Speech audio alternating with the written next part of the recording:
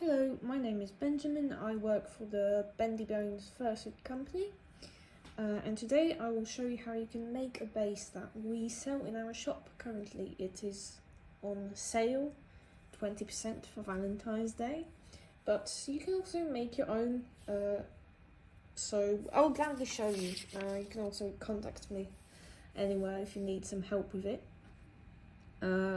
What you need is a true to size model of a human head. I've got that in the description below. You can download it from my Mega account.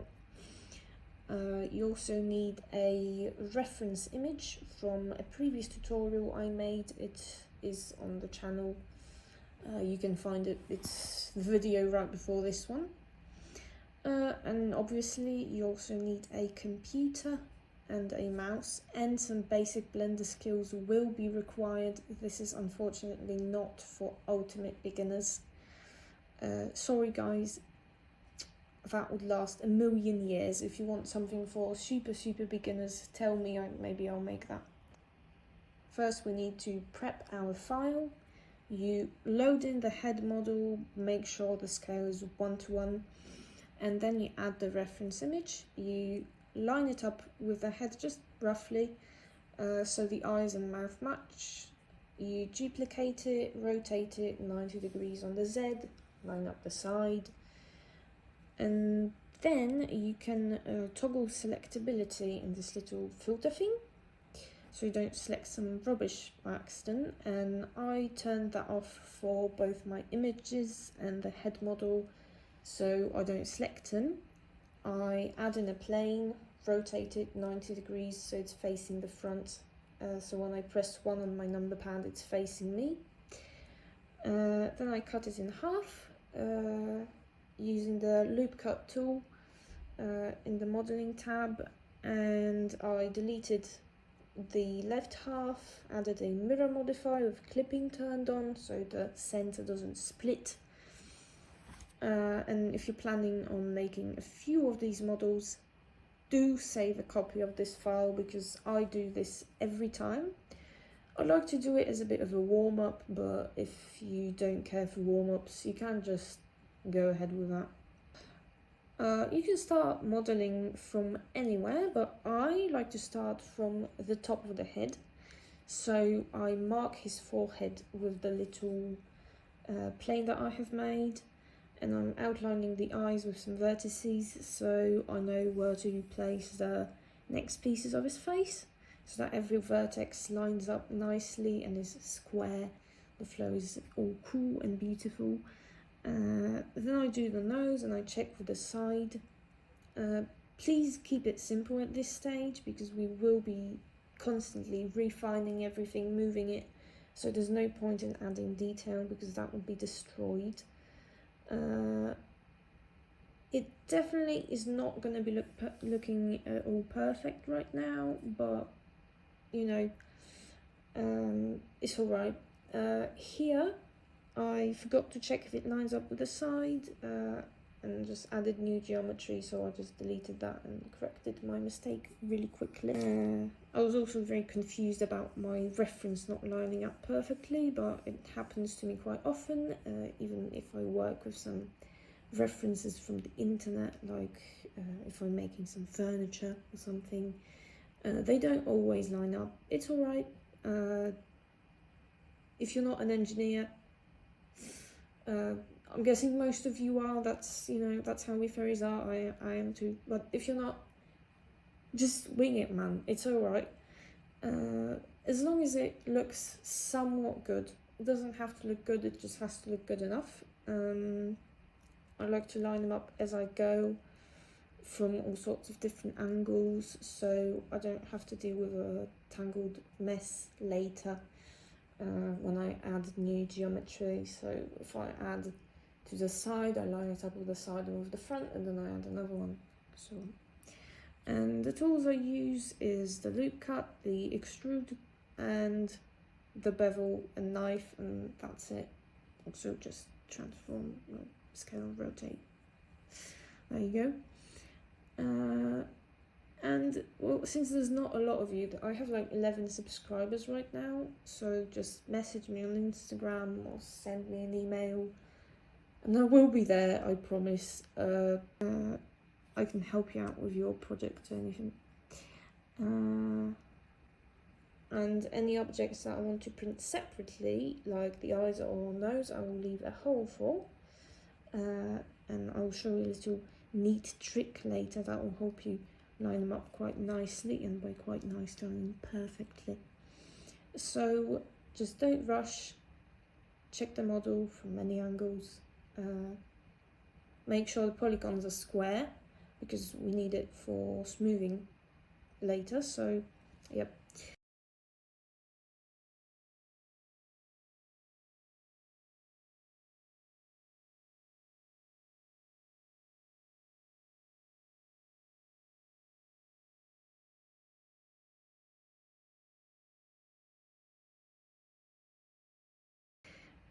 Also, I screwed up many times doing this. I made a hole, but I just merged it together and patched it, kept going on. I also try to keep the edges nice and curvy so that the shapes feel organic. That's why I'm meddling so much.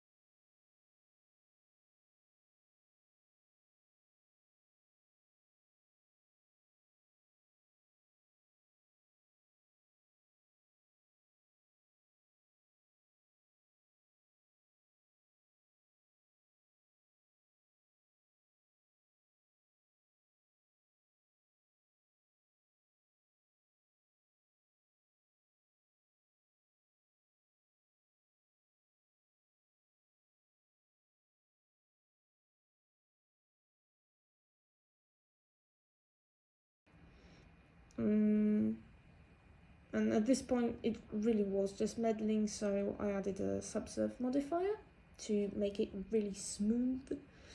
But then oh no, it doesn't look the same as the reference. It ruined all of my work. Woo! Like I kind of hate how that works, but you know, whatever. So I move it around some more, change it until it looks smooth, and then I save it as a copy, so I have some backup files for every stage of my project. I filled in the bottom of the jaw, checked it with my human head just to make sure it fit.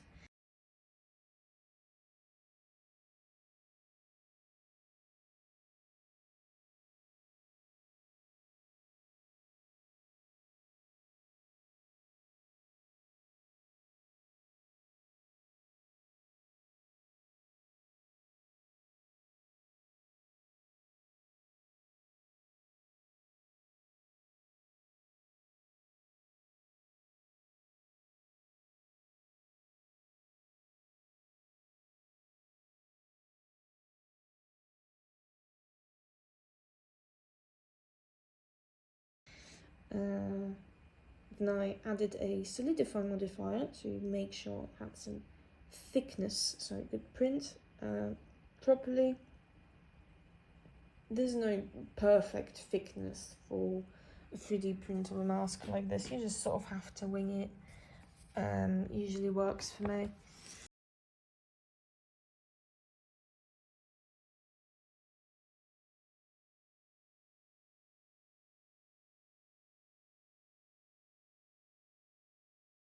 And then I started with the bloody sculpting, which I hate. So I try to do as little of it as possible. Some of my pieces don't have any sculpting, it's just modeling. But I retried doing the eyebrows many times. The first and last attempt is in this video. The ones in between, I just scrapped them. I didn't even film them. Also, Blender crashed a lot. But, you know, when I was done, I just moved on to the eyes and the nose. I don't have much to say about that. I'm not a sculptor. Like I said, I don't like it. You have to go to someone else for advice on that.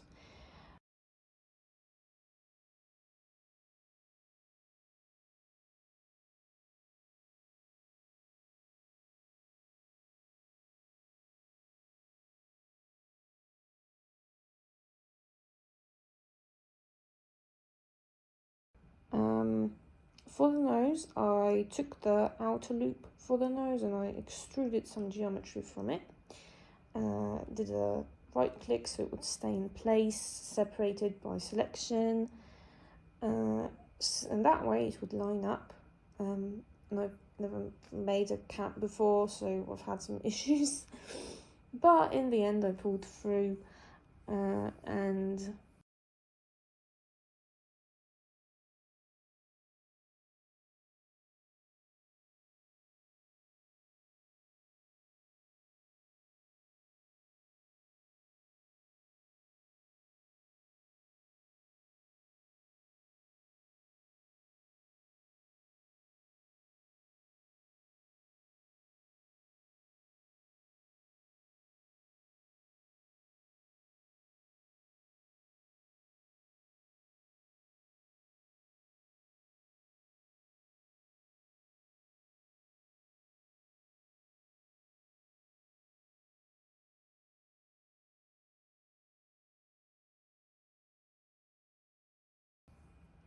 I masked around the edges so they wouldn't move, and I sculpted it roughly, and then I removed the mask and I sculpted it less roughly.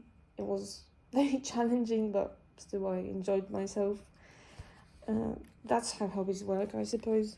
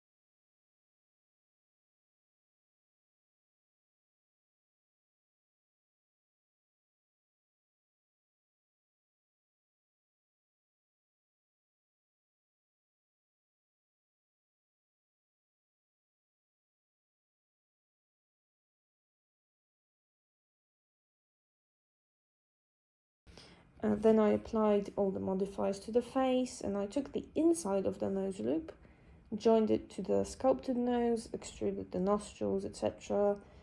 Moved some stuff around, filled it all in. It's okay if the back is a bit ugly. It's gonna be messed up in support anyway, so it's alright.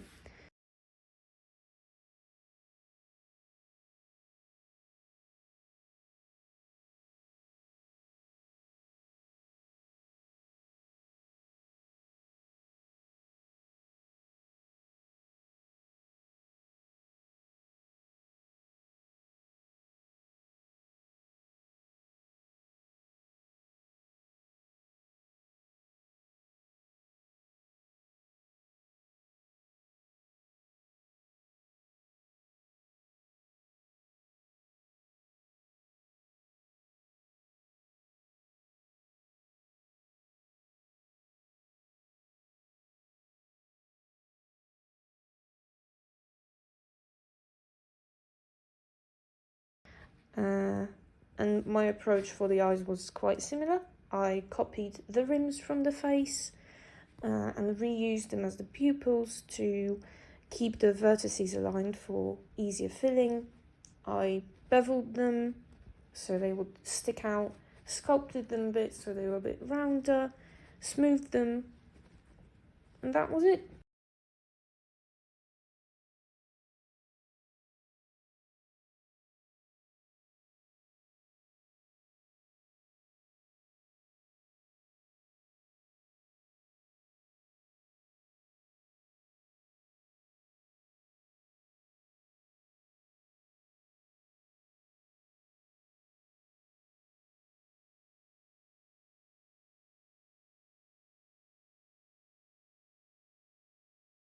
some final touches. The model was all done.